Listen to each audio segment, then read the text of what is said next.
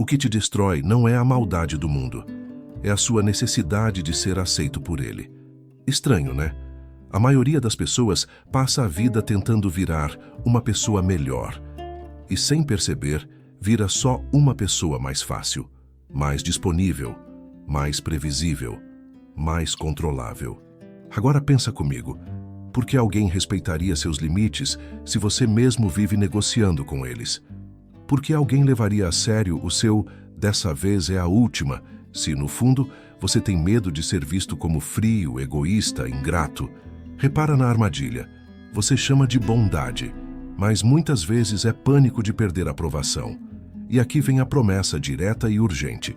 Se você entender o mecanismo por trás disso, hoje você começa a cortar o fio invisível que te puxa. Não é sobre virar grosso, é sobre virar impossível de manipular. Porque existe um tipo de poder que não grita, não explica, não pede desculpa por existir. E ele começa no lugar mais improvável, no silêncio. Antes de continuar, faz uma coisa rápida. Se esse tema já te pegou por dentro, deixa um like e se inscreve. E comenta uma palavra: limite. Isso não é só engajamento, é um compromisso público com a sua mudança. Existe uma versão sua que foi treinada para ser o bom menino. O que resolve, o que cede, o que pede desculpa até quando foi ferido, o que responde na hora para não parecer indiferente, o que explica demais para não ser mal interpretado, o que perdoa rápido para não sentir culpa. Você conhece esse personagem, talvez ele seja você.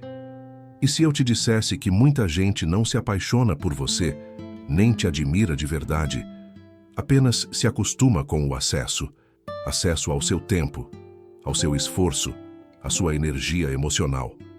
Você vira um serviço, uma tomada, e quando você tenta desligar, eles te chamam de mudado. Por que explicar parece tão necessário? Por que ficar parece mais seguro do que partir? Por que o "eu aguento" vira um vício? Em algum ponto, a sua mente confundiu amor com esforço, respeito com paciência e presença com submissão. Os antigos estoicos tinham uma imagem simples. Quem não governa a si mesmo é governado por qualquer coisa, pela opinião alheia, pela carência, pelo medo de perder.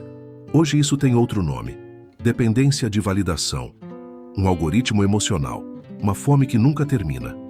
E o paradoxo é este: quanto mais você tenta provar que é bom, mais você ensina o mundo a te testar. Quanto mais você fala, mais você entrega o mapa. Quanto mais você corre atrás, mais você confirma que está abaixo. Então deixa essa pergunta ecoar por um instante. Quem você seria se não precisasse ser aprovado por ninguém para se sentir inteiro?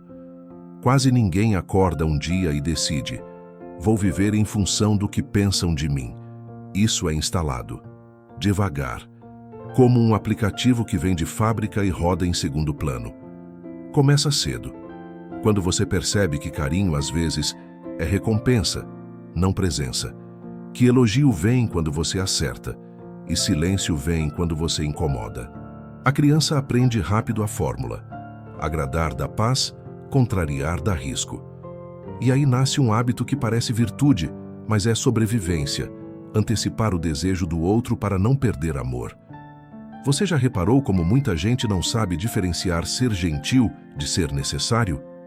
Como se no fundo a pessoa só se sentisse segura quando está servindo, resolvendo, salvando.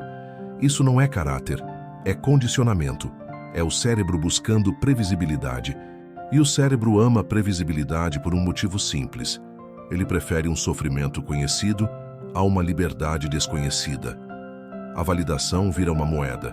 Pequenas doses de "você é incrível", "obrigado", "que bom que você entende", funcionam como açúcar emocional. E açúcar tem um truque cruel: dá um pico e depois cobra com juros. Você sente abstinência e volta para mais. Hoje isso ganhou turbina. Redes sociais transformaram a aprovação em painel de controle. Curtidas, respostas rápidas, visualizações. Você posta e espera. Você manda mensagem e vigia. Você faz uma piada e calcula o silêncio. Já percebeu como isso treina o seu corpo a reagir antes de pensar? Como se cada demora fosse um veredito sobre o seu valor. E aí, sem notar, Você começa a viver pelo reflexo, não pela decisão. Você fala para ser entendido, não para ser verdadeiro. Você se explica para não ser abandonado. Você ajusta o tom para não virar alvo. Você engole o não e chama isso de maturidade. Existe um conceito psicológico simples que explica isso. Quando a sua segurança depende do humor do outro, você vira um especialista em ler sinais. Um olhar diferente, uma frase curta, uma ausência de emoji e pronto. Seu sistema entra em alerta. Não é drama. É um alarme antigo, treinado para não perder pertencimento. Só que aqui vem a parte que incomoda. Quem vive tentando evitar rejeição acaba aceitando migalhas como se fossem banquete. E quando migalha vira costume, limite vira ameaça. Você começa a acreditar que impor fronteiras é ser ruim, que sumir é ser infantil, que dizer não é ser ingrato.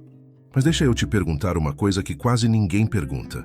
Quem se beneficia quando você sente culpa por se respeitar?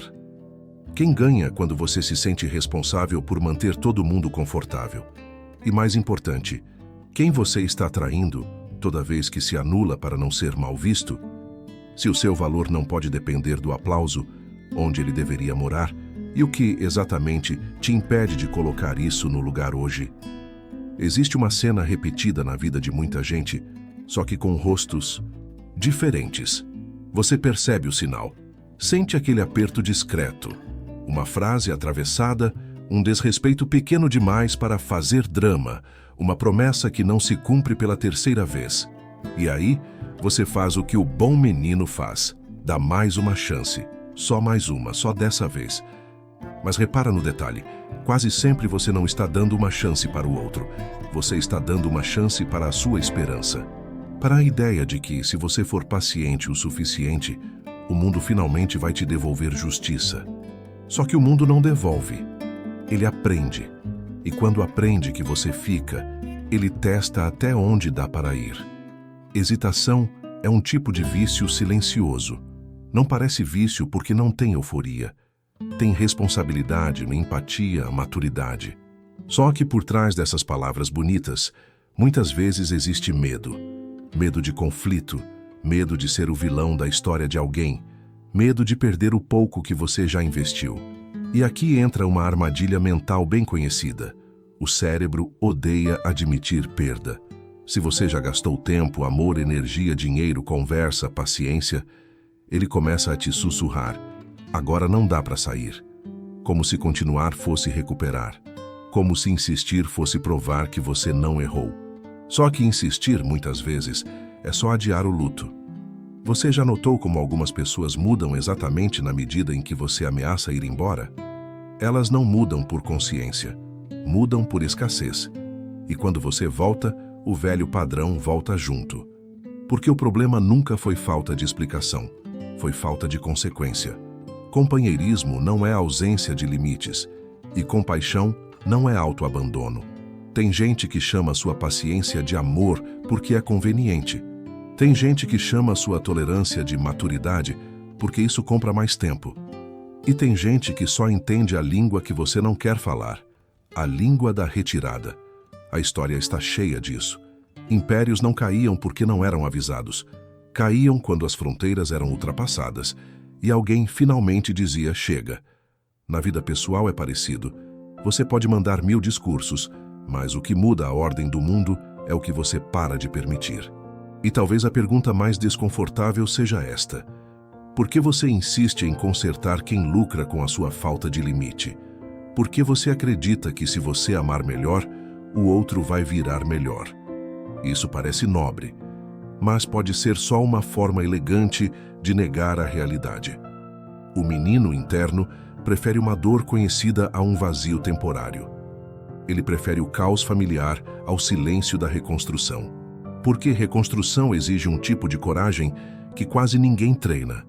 A coragem de perder para se salvar. Então deixa essa ideia te encarar.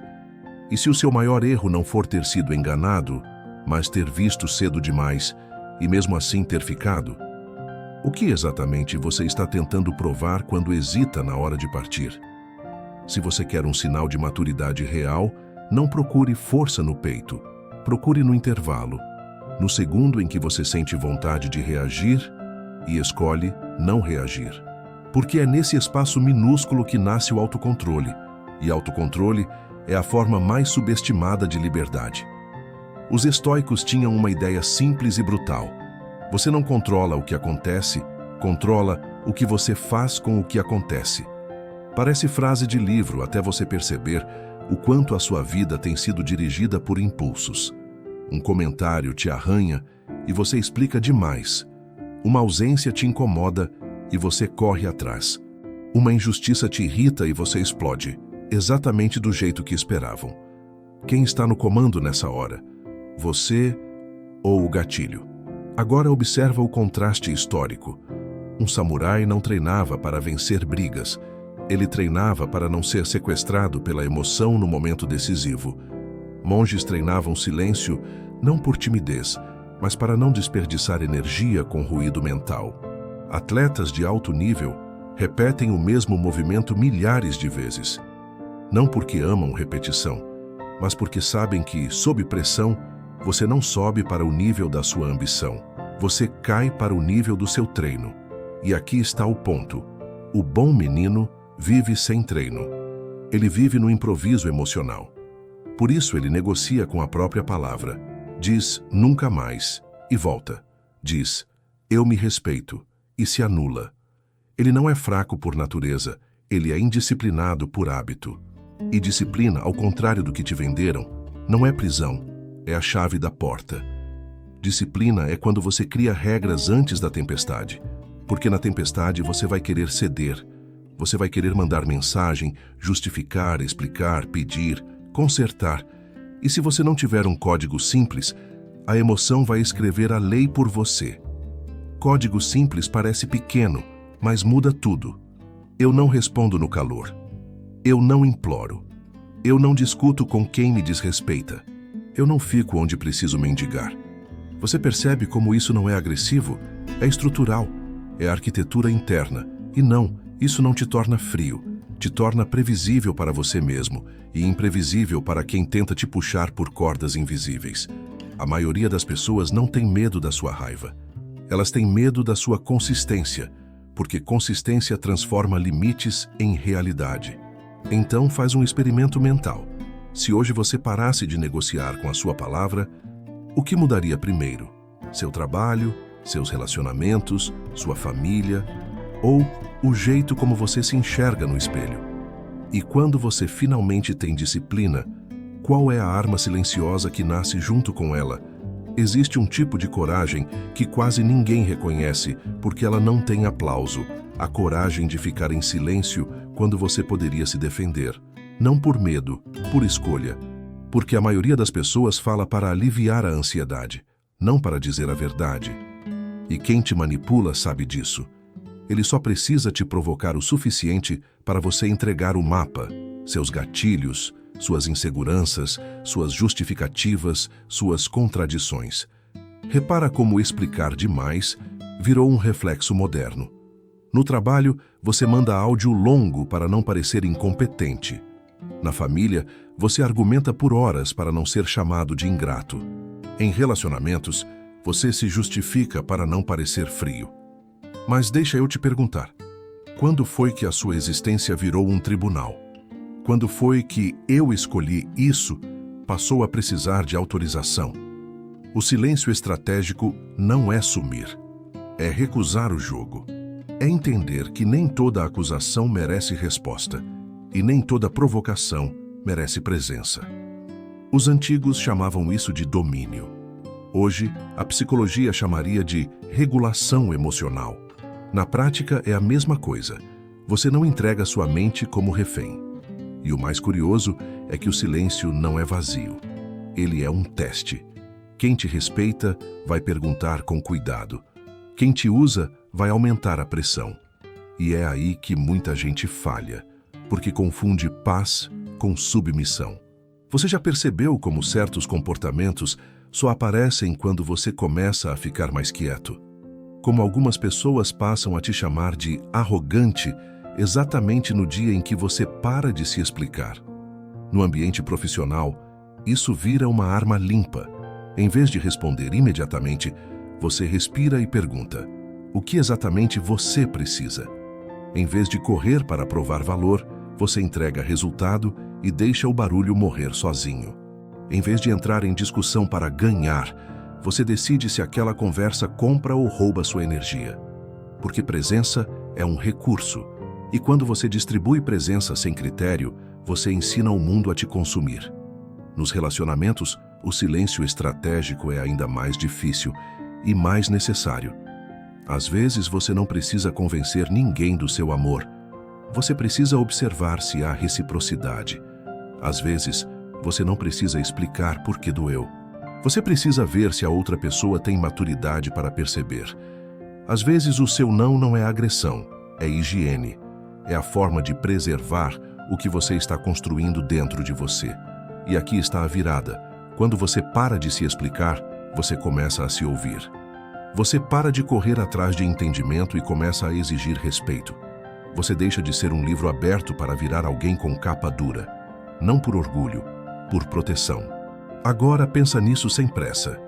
Se você ficasse um mês sem se justificar, sem responder no calor, sem tentar consertar a imagem que inventaram de você, quem sairia da sua vida?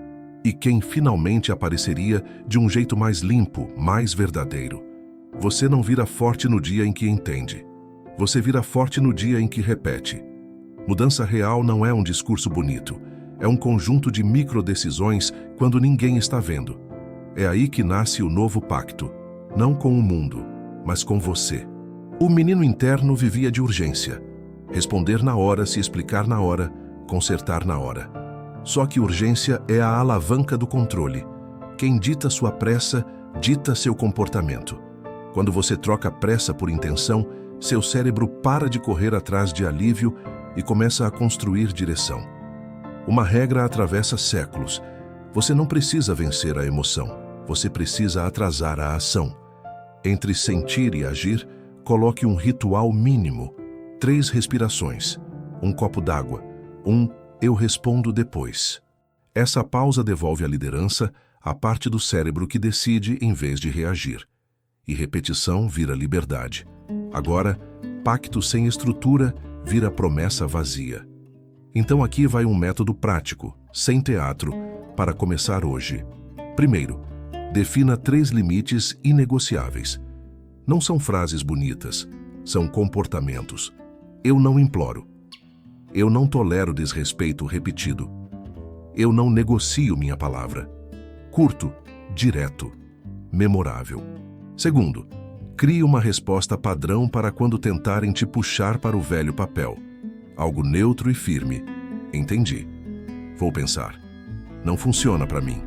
Poucas palavras, sem justificativa. Terceiro, pratique a ausência consciente, não como castigo, mas como higiene. Se uma conversa vira manipulação, você se retira. Se um ambiente te diminui, você encurta o tempo. A distância certa revela a verdade do outro com uma clareza que o barulho nunca revela. E por fim, substitua o vício da aprovação por um vício melhor, coerência. Fazer o que você disse que faria. Dormir sabendo que você não vendeu sua paz por migalhas. Mas e se eu perder pessoas? Sim, você vai, porque algumas relações não acabam quando você erra. Elas acabam quando você deixa de ser conveniente. A pergunta não é se você aguenta a perda. A pergunta é: quanto da sua vida você já perdeu tentando não perder ninguém? Se esse vídeo te acertou, faz um acordo comigo agora.